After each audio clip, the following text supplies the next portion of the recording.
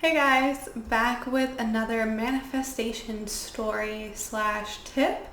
I was recently called to have this revelation and reflect on this energetic manifestation tool, and I thought that I would share it with you guys to maybe help you tap into your own truest manifestation power. I don't know. I haven't really created a label for it yet. I don't know if it should be labeled right. So let's just get into it. Here's the story. The other night I had a dream that I was in this big, beautiful house and my cat and my dog were there, and there was this dog breeder, and it was supposedly like my dog's breeder. But I didn't really recognize the woman. But she presented me with this puppy that she thought was perfect for me. And it looked like my dog, but it had fluffier hair. And my dog has he's sleeping, or I tell him to come over here. But he has a black body with a white mane. He's a Chinese crested, so he's got he's a hairy hairless with a pony cut. And then he's got black ears and a white face with white hair in the front.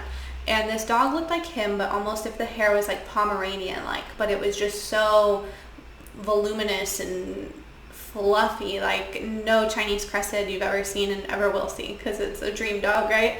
And it had this streak of beautiful, beautiful ruby red hair on its coming out of its shoulders at the base of its mane, and then its face was a softer red, like a little bit more natural. And I felt so strongly in my heart that this dog was meant for me. And I go and I tell my sister, it fits in with my cat and my dog. This dog is meant for me. I'm definitely going to get it. And she's like, well, where are you going to come up with the $5,000 that this dog costs? And I was like, oh, I have no money. So in the dream, I had no money. And I'll tell you right now, I certainly don't have $5,000 to drop on a dog that I don't really need. So in dream world, I was like, the dog is meant for me. It doesn't matter that I don't have the $5,000 right now. I'm just going to get it. And I felt so sure that I was just going to get it. And I was telling everyone, this is my dog. I was a little worried for a second. Maybe someone else will buy him. And then I thought, no. He is mine. Nobody else is going to get him, right? I was a little nervous, and I just used that to push me to be no, I will manifest this money, which is so funny, because if I really was broke, I should probably manifest money for other things than purchasing a dog, right? But the beauty of dreams, right? So I wake up and I'm like, whoa, it just, I expected to find the dog on the internet, and I won't lie, I looked to see if any of these things existed, because in the dream the breeder told me he's a king crested and it's a super rare coat. So I looked it up and none of it exists. I don't think you can get a dog ever that looks the way that this one did. So I go about my day, and then I text one of my friends, and I was like, oh, I gotta tell you about this crazy dream I had. So I explain it to her, and then she asks me, when was the last time you ever felt, or I think she said, have you ever felt so strongly about something being meant to be yours in your life? And I was like, whoa. What a good question. And I thought back to the first time I felt it, and that was when I met my horse for the first time. So story time. I think I was 12 or 13 when I met my horse. I think I was 12, about to turn 13. And so, being a 12 or 13-year-old child, you rely on your parents if you really want something like that, right? There was no me having a job and purchasing my own horse at that age. And here's what's so interesting was when I met my horse, he was at a barn that I was taking lessons at. I was learning and training to be a better competitor. I was leasing or renting one of my parents' friends' horses, and I would just meet them at shows and compete with that horse. So we found a stables where I could practice my riding and learn to ride, because I really didn't know. I was just a natural at it, and I knew I loved it. So this horse shows up, and he was meant to be sold to somebody else, and that's why he was at our barn. And my trainer was like, oh, he's trained in the things that you're learning. You should take a lesson on him to see what this really feels like. And I have one lesson on him, and I'm like, this is my horse. I just know that this horse is meant for me.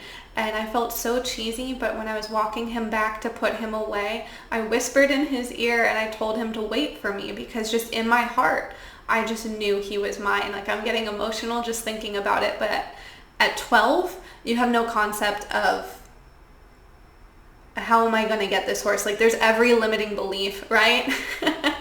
Because, well, my parents provided for me just fine. I wasn't spoiled. So this wasn't going to be something where I was just like, hey, buy me this horse. And my parents were like, yeah, sure, no problem.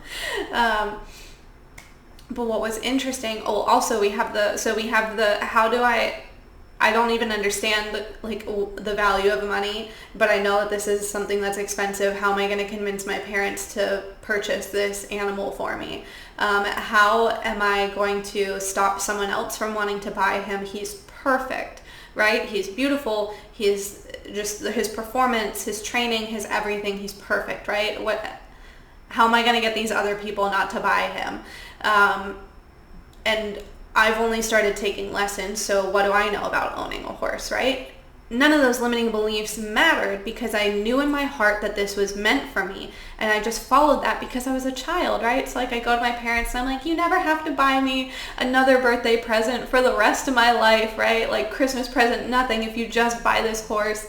And I didn't realize that they were actually looking at getting me a horse to compete with regularly. And lo and behold, they are on board with the idea. The other people that were interested in him passed him by for superficial reasons, which is totally fine. And he ended up with me, and he was my horse of 15 years until he passed away at a beautiful old age and lived a very happy life. So amazing, right? And then I thought, okay, what's the second time I felt this strongly? And so I thought about when I got my cat. Well, there wasn't a lot of resistance around that, because it's pretty affordable to adopt an animal from a shelter, and I rescued my cat, and I was making money at the time, and there weren't a lot of limiting beliefs around it. I did feel so strongly that he was mine, but he was mine for like $20, so it was very attainable to me. So I felt it in my heart, but I didn't feel that feeling of I need to overcome obstacles. I just felt, okay, this is it. Now, when I got my dog, I had more limiting beliefs. I was living in an apartment at the time that I started the process of purchasing my dog, but I was moving into a house with a yard.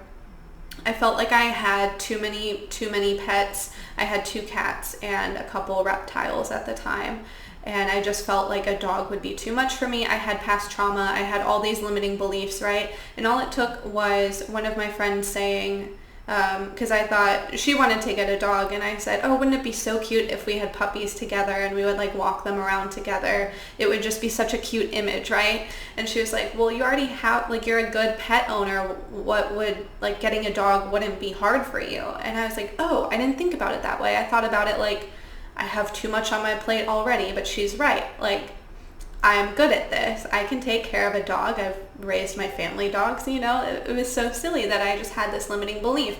And then, dogs I got him from a breeder to make sure that, everything was, he was responsibly bred, and, did all my research there, and wanted to understand what health issues I was going to be up against. All of these things in my best interest as a pet owner. This was the right match for me because of my past trauma. Rescuing a dog is just really not something I am mentally capable of. So I had a lot of limiting beliefs, right, to overcome with this dog. It's a little bit more of a financial task to purchase a dog from a responsible breeder. So I have all these things, and then there was distance, right? How am I going to get this dog to me? But what was so interesting was once I decided that I want a dog, or that I was open to the idea of it, I started seeing him in my mind's eye. And this was the first time I really started realizing that I was having visions. It was just like this little voice saying, come find me, come find me. And I just started looking on the internet. And what was so silly was that I have always wanted the breed of dog. I have always wanted it to be black and white. And I had like images from the internet of Chinese Cresteds that were black and white that had the patterning and everything that I wanted in a dog, and they were saved to my phone, and I would show them to people. I'm like, this is the dog I want one day. And wouldn't you know it, when I finally found the dog I was seeing in my mind's eye as a puppy, they look a little different than they will full grown. I just knew it was him. I felt so strongly in my heart that this dog is meant for me. He's telling me to come find him. I have to overcome all odds. I have to get this house. I have to get the money together. I have to get over my fears of owning a dog. You know, like, these things are just right. This is meant for me. And sure enough, it all fell together. I found him, and it's just so funny to look back and show people pictures of, you know, the inspirational images, the mood board images I had of the dog I wanted. People are like, but that's your dog. I'm like, no, it's not. It just looked exactly like him. So I've always had this inner knowing when it comes to my animals. And I think that that's because they have their own souls that have assisted me with the manifestation process. They have been able to engage with my soul in a way that shows me and offers me the energy of what I'm trying to align with, which is interesting. So I'm going to take it back a second. As I'm pondering, this question that my friend has posed to me, and I'm going through everything I just shared with you about my horse, my cat, and my dog, I realized that the dog in my dream had the color red that my horse was. And it's just fascinating. It was like this dog in the dream was a combination of all three of my animals somehow. It was very, very interesting. But I realized that that is the energy I need to have for every single other thing. And perhaps I am not totally correct when I talk about it being easier because there's another soul involved with this, that they can help me with this, because I think maybe they just break through my limiting beliefs a little bit easier. But there have been times where I've wanted to travel, go on vacation, something like that, and I was led to want to do that because I would get the feeling of being in that place. And then I would start following that feeling and say, oh, okay, maybe I should move there. Maybe I should visit this place. So these things, when we have these visions, when we have these feelings, when we have these inner knowings, when we have dreams about something that we want in our life, or we dream of the way our life can be, it is your soul calling you. Whether or not another soul is involved, you have a soul that speaks to you. You have a higher self that is communicating with you. You have spirit guides that are communicating with you. You have a support team that is communicating with you. So for some reason, for me, it's always way more clear when it comes to animals. I don't have a lot of resistance around them.